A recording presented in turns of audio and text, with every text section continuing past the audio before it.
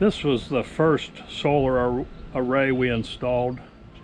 Here we have 11 solar panels that are rated at 300 watts each, which creates a 3.3 kilowatt system. This is our Tesla Powerwall. It's rated for 14 kilowatt hours and 13 and a half of that are usable. This is a level 2 car charger, which was added later. And these are the boxes that get installed along with your Powerwall. This up here was our original service entrance, and Powerwall brought along this main panel box where our old main panel became a sub panel. This is the automatic relay box, and then this is the generation panel, and again the Powerwall. It's worked great. We've had it for 2 years, and it's recovered from several power outages. I'll show you the app and how all that works as another part of this video. We've seen some great solar systems on these videos. I thought for a little change up here, we'd look at our Tesla Powerwall app. We initially installed a 3.3 kilowatt system. That was 11 panels that were 300 watts, along with a Powerwall 2. So this is the app we have on our smartphone, and you can see the battery right now is charging. It's mid-afternoon, and it's showing the percent charge it has on it. The battery's rated at 14 kilowatt hours, and 13.5 kilowatt hours are usable for backup. So you can click Power Flow. This gives us a close-up of what's going on right now. You can see the solar is producing 3.6 kilowatts. The solar panels, we've added another 18 315 watt panels to the front roof. So this is what they're producing right now at almost 3:30 in the afternoon. You can see the house is only using half a kilowatt, which would be 500 watts right now. And the rest is charging up the Powerwall. Now, once the Powerwall is fully charged, then we'll start putting electricity out on the grid. And we have net metering, so our electric company trades us 1 kilowatt hour for 1 kilowatt hour.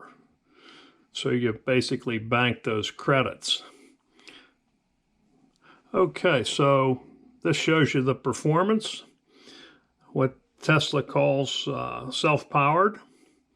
So you can see today we've had 62% of our self-powered was from solar panels and 21% from the Powerwall.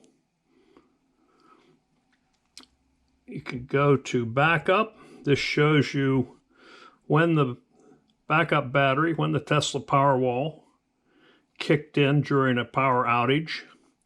Usually they're for a minimum of 5 minutes, and you'll barely notice it. Sometimes you'll just see a quick blink in the lights, but you don't lose any clock settings, or it doesn't reboot your computer or anything.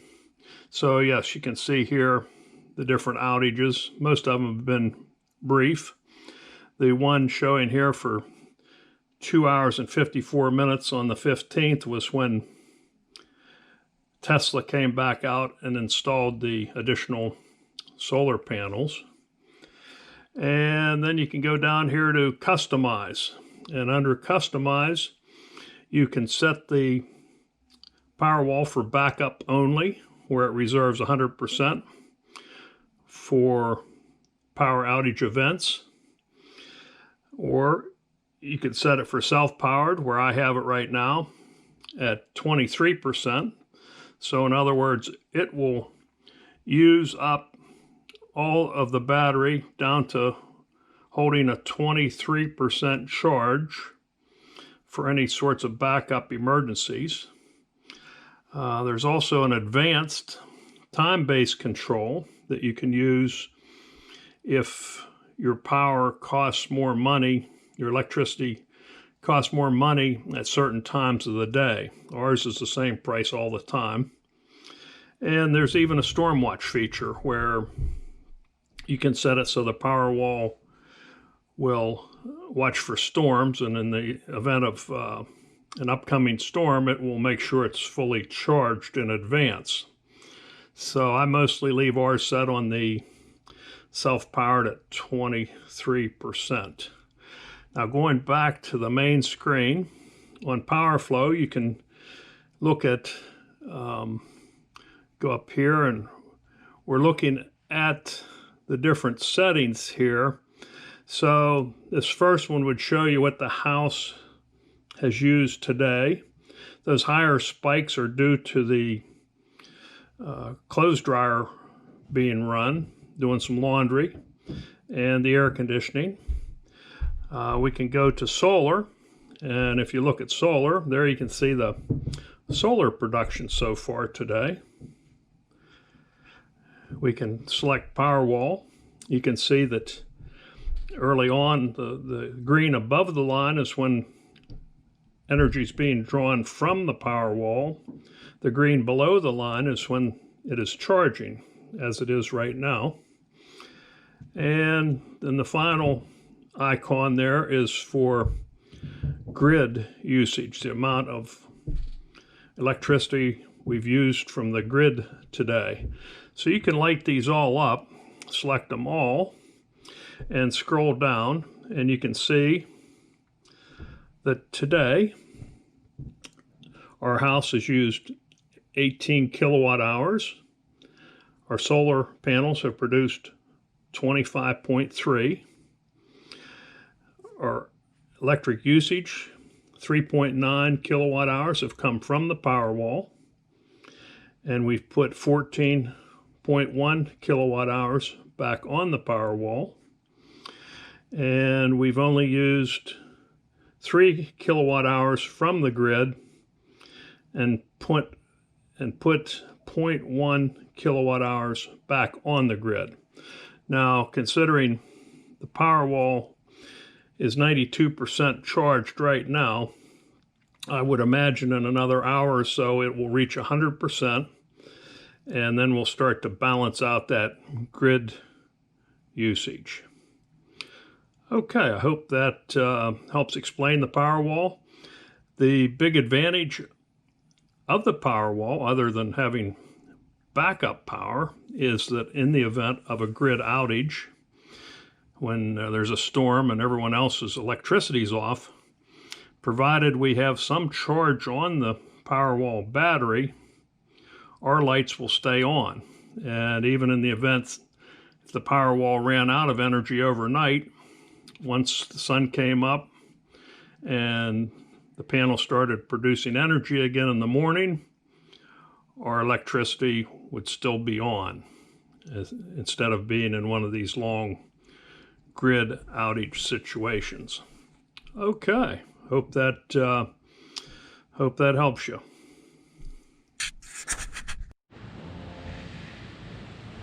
Our front solar panels are more difficult to see. Basically, you have 3 rows of 6 panels each, and these panels are rated at 315 watts each, and combined they create a 5.67 kilowatt system. So the original inverter is on the left, marked Solar City. The new panels required the installation of 2 additional inverters. They convert the electricity from DC to AC. Here's a disconnect. There's the bidirectional electric meter, and there's the other disconnect. Here's our 2019 Chevy Bolt. We've been averaging 4.6 miles per kilowatt hour lately. When you run the vehicle in the winter time and operate the heater, that knocks the mileage figure down. Plus, colder weather results in the battery not storing as much energy. It could be as much as 20% lower than the standard 238 mile rating.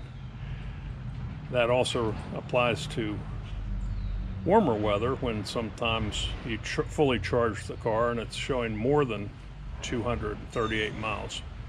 Recently, in June, it showed a charge of 284 miles. So it's great. Quiet operation, no oil changes, no emissions inspection. We really like it. So this is the charger that came with our Chevy Bolt. As you can see here, it has a 3-prong plug that goes into a regular wall outlet. It will basically put 4 miles of range onto the battery for every hour you charge it. Whereas the level 2 charger I'm going to show you in a separate video puts on 25 miles of range in 1 hour. So the level 2 is great for faster charging. But for most people that are just commuting, if they plug their Bolt in at night when they get home from work, by the morning they would have probably another 50 miles of range put back on the battery. This is Chevy's app for the 2019 Chevy Bolt. You can see right now it's showing it has a 274 mile range. That would be an average.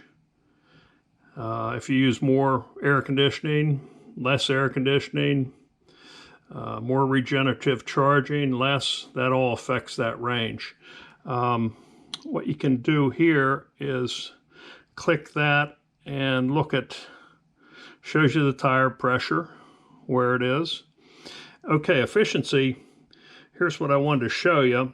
On the lifetime average, and we've had this car for about 1 year now, the average over between 7,000 and 8,000 miles has been 3.2 miles per kilowatt hour. Yeah, there's the mileage, 8,107.